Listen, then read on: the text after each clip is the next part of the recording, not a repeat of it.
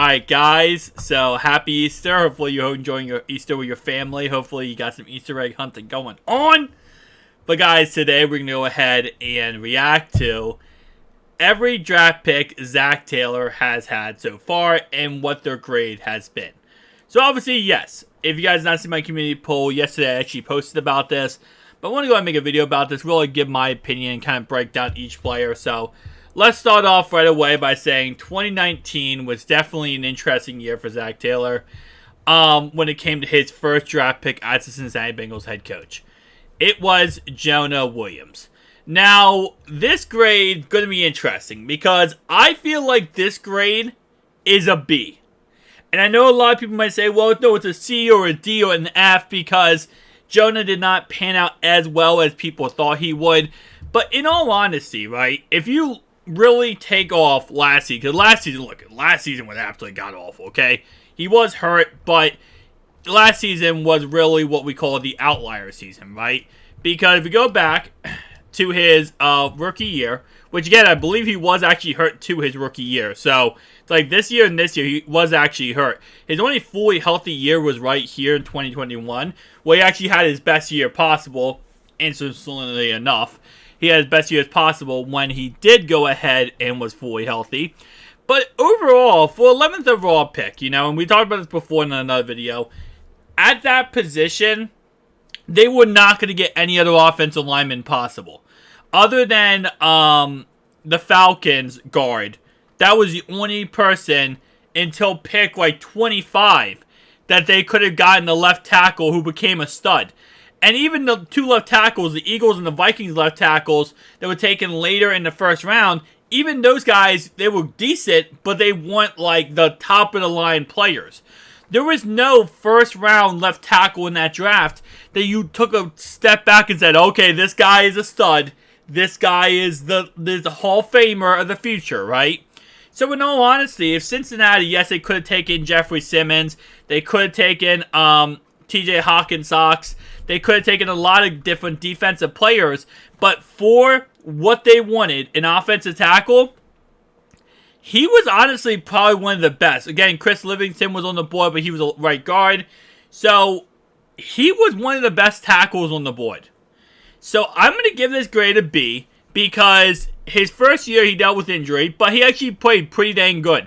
75.8 run block, pass blocking, 70.1 overall offense, 53.4 run blocking. Second year was 77.1 offense, 79.8 run blocking, 68.8 pass blocking, and then finally he did have his final year, which of course he was hurt for. Now, based on what NFL exec said, NFL executives are saying that he should be a left guard. That he doesn't have the length and the arm length to be a left tackle.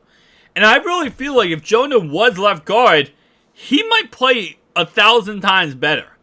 And we might not even be talking about all the issues he's had because obviously, yes, in his career, he allowed 23 sacks. 3 his rookie season, 8 his second season, 12 his season after that.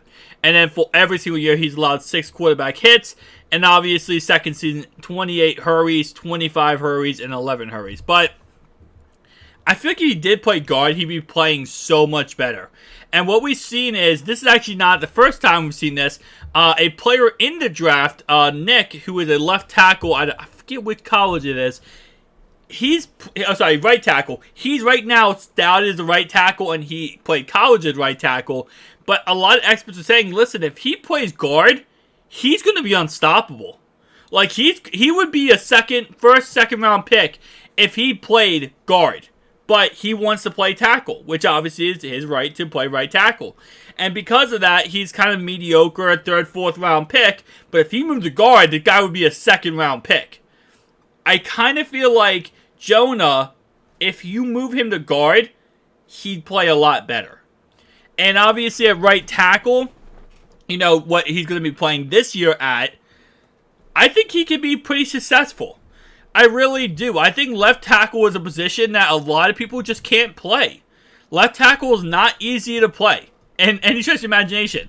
Based on what I've heard from different linemen, going from right tackle to left tackle is light years different.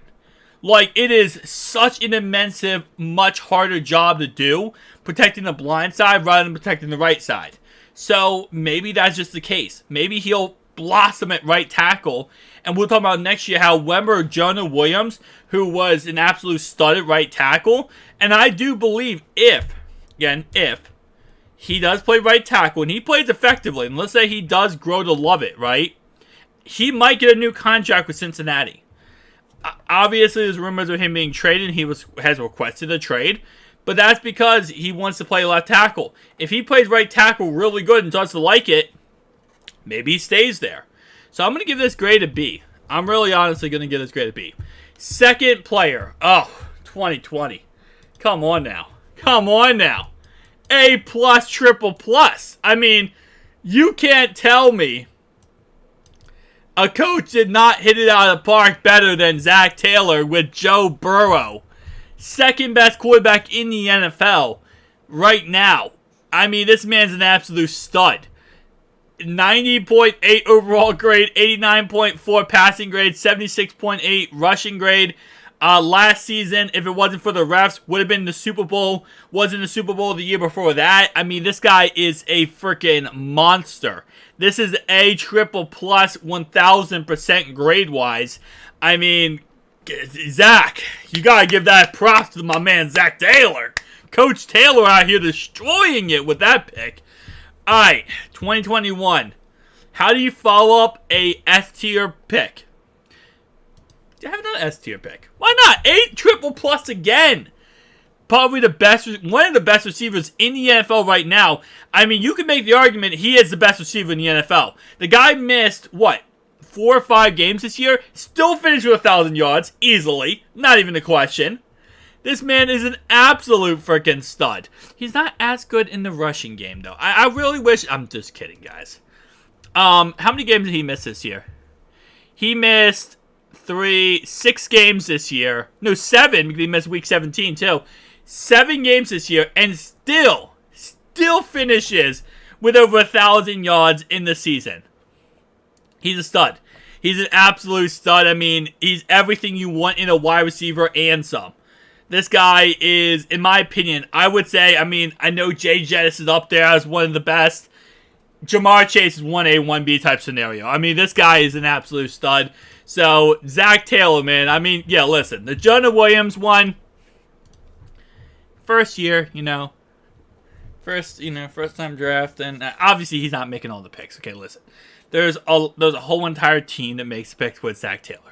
But as a head coach, usually whenever you're a brand new head coach, whoever you pick in the first round, that's your guy, right? You see all the time whenever it comes to teams, whenever a new head coach comes to a town, right, or comes to a team, and the old quarterback, let's say it's a rookie quarterback or a young quarterback, if that coach didn't draft him, a lot of times they'll trade that quarterback or get rid of that quarterback if he's not playing good. Because it's like, I have no connection to you, Like, as a coach, I didn't draft you, so I have no connection or loyalty to you. So I'd rather go out there and draft another quarterback and get somebody else because I didn't draft you, right? Alright, so after Jamar Chase, listen, you have a stud, you have a decent player, A triple plus. You're gonna have to come back down to earth a little bit. But here's the thing, though, because the next pick is Dax Hill, and to be honest, he never really got a start yet. Like, don't get me wrong, yes, obviously he played some last year, but he never really started. I mean, at the end of the day, it was Jesse Bates and Von Bell as the job. Like, it was their job. Dax Hill didn't really get a true starting job yet with the Bengals. And this year, with Jesse Bates and Von Bell leaving, it's his job now. It's his job. It's his chance to show why he was a first-round draft pick. Why all that capital was invested in him. And I know a lot of Bengals fans are like, oh, God. Dax Hill, man. Like, he's not that good. I've seen a lot of people in my comment section saying, he's really not that guy. You're not that guy, bro. You're not that guy. I'm telling you right now, my prediction is Dax Hill finishes with 4 interceptions on the season and is ranked inside the top 15 corners in the NFL. I'm sorry, safeties in the NFL.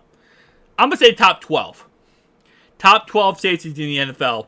And he finishes with 4 interceptions. I think he's going to be that guy. I think he will. I think he's going to live up to expectations. He's going to exceed expectations. I think at the end of next season, what we're going to be talking about is, oh, remember when Dax Hill was the only guy on the roster and you got rid of Jesse Bates and Von Bell?